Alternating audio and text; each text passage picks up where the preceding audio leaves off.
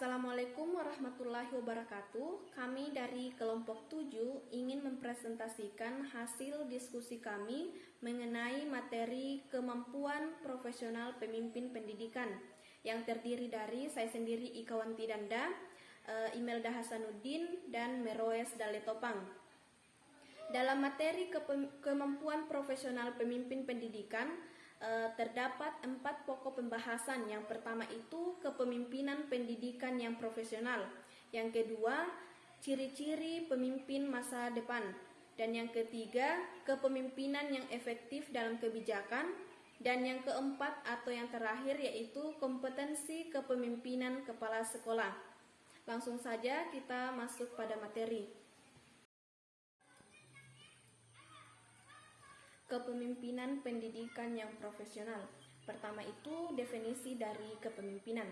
Kepemimpinan adalah sekumpulan dari serangkaian kemampuan dan sifat-sifat kepribadian, termasuk di dalamnya kewibawaan, untuk dijadikan sebagai sarana dalam rangka meyakinkan yang dipimpinnya agar mau dan dapat melaksanakan segala tugas-tugas yang dibebankan kepadanya dengan rela, penuh semangat, ada kegembiraan batin serta tidak merasa terpaksa. Jadi kepemimpinan ini bisa disimpulkan bahwa kepemimpinan adalah kemampuan atau aktivitas untuk mempengaruhi orang lain. Yang kedua yaitu definisi dari pendidikan. Pendidikan adalah proses pembelajaran, pengetahuan, keterampilan, serta kebiasaan yang dilakukan suatu individu dari satu generasi ke generasi lainnya. Pembelajaran ini bisa melalui pengajaran, pelatihan, serta penelitian. Definisi dari profesionalisme. Profesionalisme adalah kondisi, arah, nilai, tujuan, dan kualitas suatu keahlian dan kewenangan yang berkaitan dengan mata pencaharian seseorang. Jadi dapat disimpulkan bahwa kepemimpinan pendidikan adalah kemampuan untuk mempengaruhi, mengkoordinir, dan menggerakkan orang-orang lain yang ada hubungannya dengan pelaksanaan dan pengembangan pendidikan atau sekolah secara efektif dan efisien. Ciri-ciri kepemimpinan masa depan. Yang pertama itu pemimpin mampu memimpin dirinya sendiri. Seorang pemimpin sejati harus mengetahui bagaimana caranya memimpin dirinya sendiri sebelum memimpin orang lain. Tidak hanya memberikan contoh yang baik kepada karyawan atau bawahannya, tetapi ikut berperan serta dalam seluruh pekerjaan atau kegiatan yang dilaksanakan.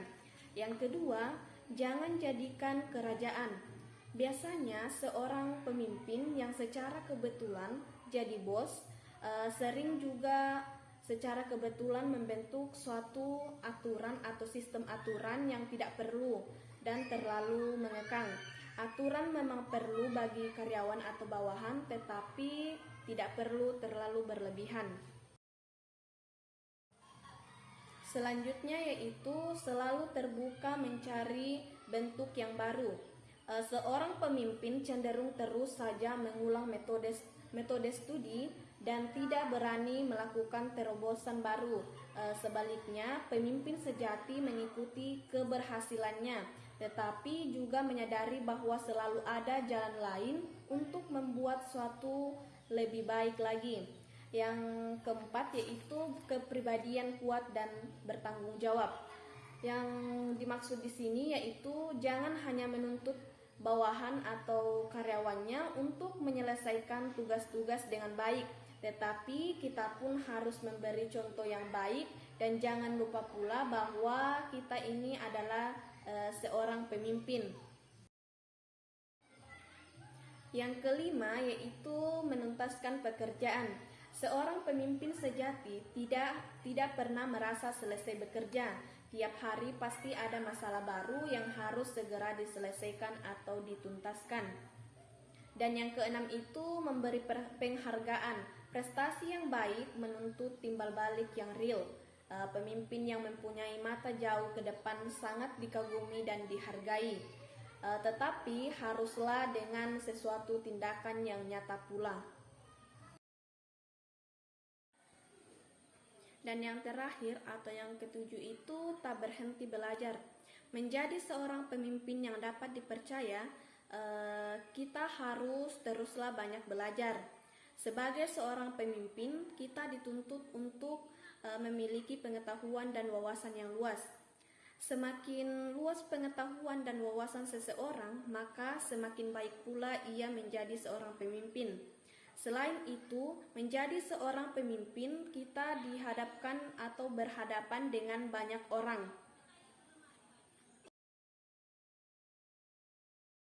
Assalamualaikum warahmatullahi wabarakatuh. Perkenalkan, nama saya Imelda Hasanuddin, NIM 1901402012. Di sini saya akan membawakan materi kepemimpinan yang efektif dalam penentuan kebijakan. Pengambilan kebijakan dalam tinjauan perilaku mencerminkan karakter bagi seorang pemimpin.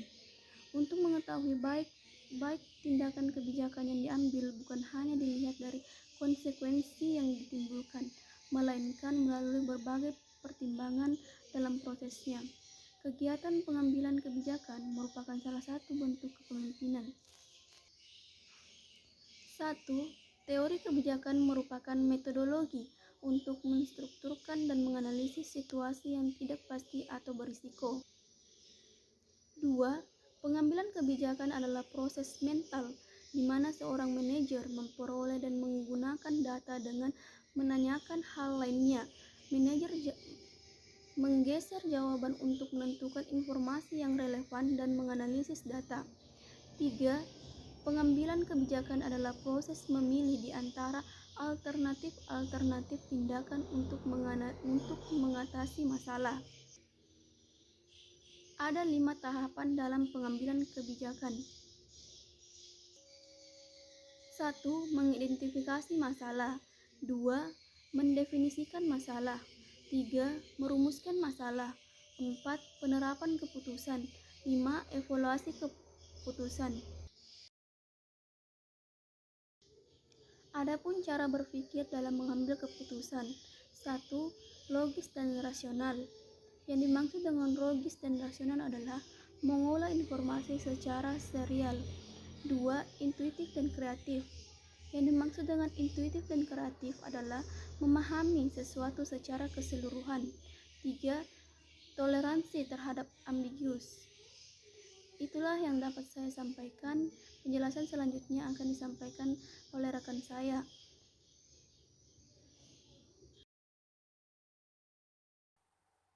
Perkenalkan, nama saya Marwesda Letopang, NIM 1901402033.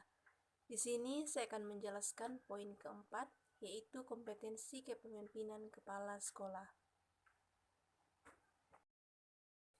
Namun, sebelum saya menjelaskan kompetensi-kompetensi apa saja yang harus dimiliki kepala sekolah, terlebih dahulu kita harus tahu apa itu kompetensi.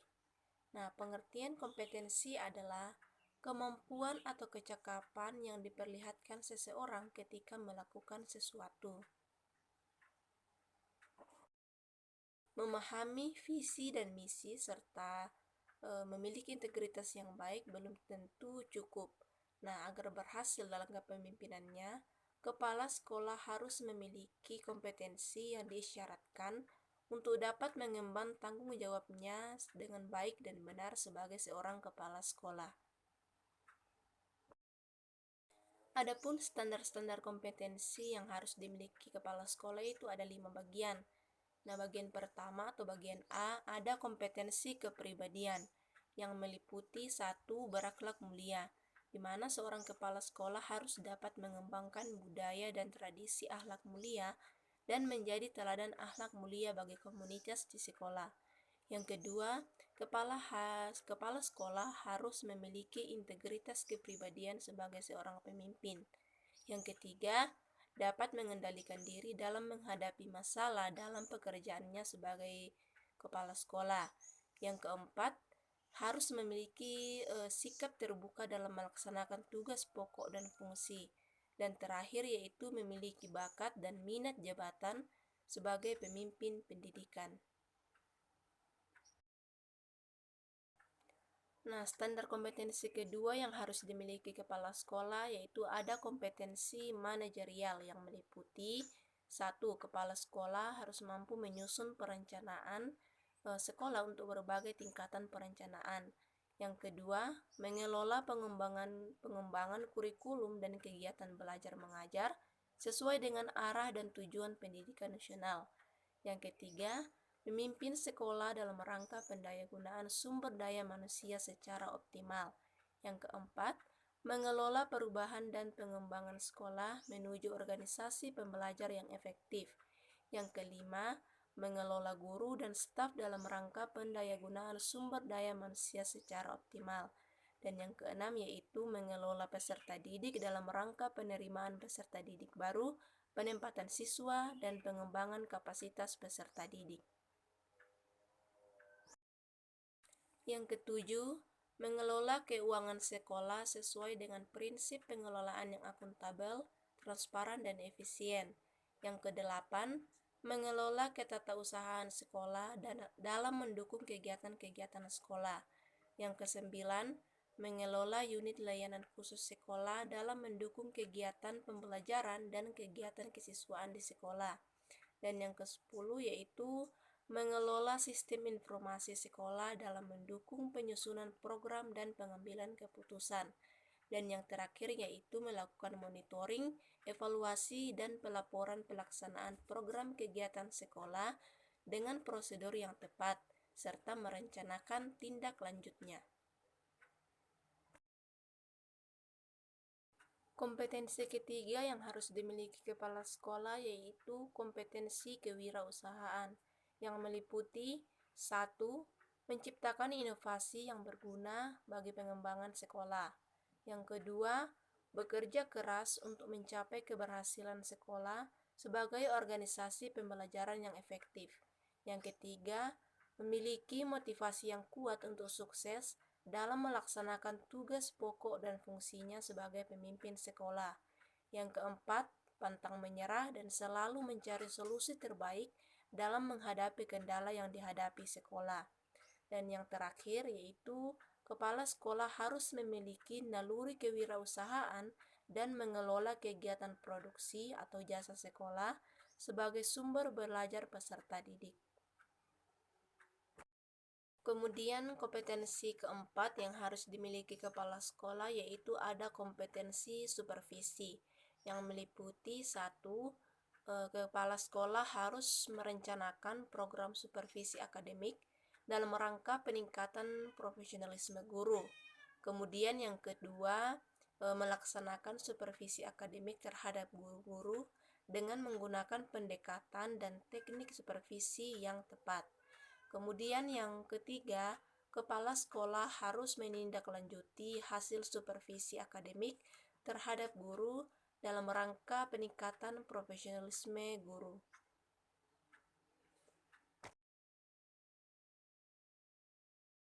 Nah, kemudian kompetensi terakhir atau kompetensi kelima yang harus dimiliki kepala sekolah yaitu ada kompetensi sosial yang meliputi 1. Kepala sekolah harus mampu bekerja sama dengan pihak lain untuk kepentingan sekolah.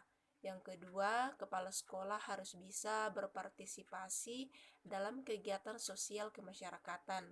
Kemudian yang terakhir atau ketiga yaitu kepala sekolah harus memiliki kepekaan sosial terhadap orang atau kelompok-kelompok lain. Nah, jadi itulah 5 dasar-dasar kompetensi yang harus dimiliki kepala sekolah sebagai pemimpin pendidikan. Itu yang pertama kompetensi kepribadian, yang kedua kompetensi manajerial, yang ketiga kompetensi kewirausahaan, yang keempat kompetensi supervisi, dan yang kelima dan terakhir yaitu ada kompetensi sosial.